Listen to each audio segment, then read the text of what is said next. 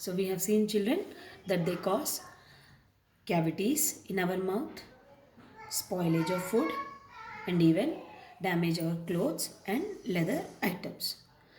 They also harm our body. Do they? Yes, by causing various kinds of diseases. Now, all microbes don't cause diseases. Since some of them are causing diseases, these infectious microorganisms are called as pathogens, or disease causing microorganisms are termed as pathogens.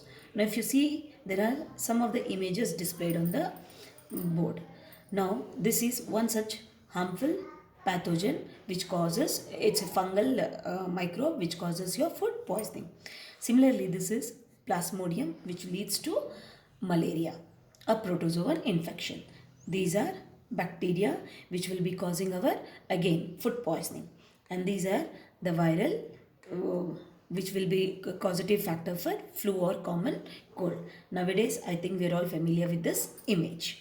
So now, how do these microorganisms spread from one person to another? They spread from one person to another by various means. Since they are spreading from one person to another, the diseases caused by these germs are also called as communicable diseases. Diseases which spread from an infected person to a healthy person by various agents are called as communicable diseases. So, the germ infections are majorly communicable diseases. Now let us see how do they spread. If you can see, some of them you are able to recognize. They may spread by direct contact, that is nothing but by handshakes or maybe by hug.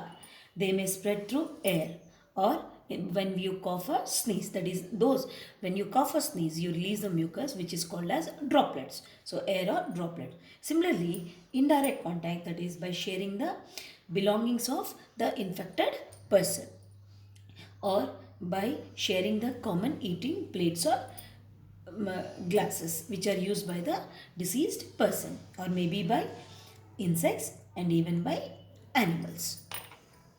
So how do they spread? By through air, that is droplets, that is nothing but by coughing and sneezing, or by dropping the mucus. Which are the common diseases which are spread by them? Tuberculosis, influenza, swine flu and COVID-19. Then food. Does food also lead to spread of diseases? Yes, you all have learned in your lower standards. How? When you consume a contaminated food, or food which is prepared in an unhygienic surroundings, or food which has not been cooked properly, or the food which has not been handled properly.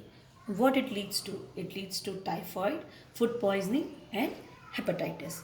Similarly, it is also diseases are also spread by water. Very often you must have heard about these disease names: typhoid and cholera, or maybe even jaundice. Okay, jaundice is actually, we can say, the symptom of your hepatitis. Then amoebic dysentery. This is all because of the consumption of contaminated water or untreated water. Then vectors. Who are vectors? Any live agent which will transmit disease from an infected person to a healthy person are called as vectors. For example, rabies.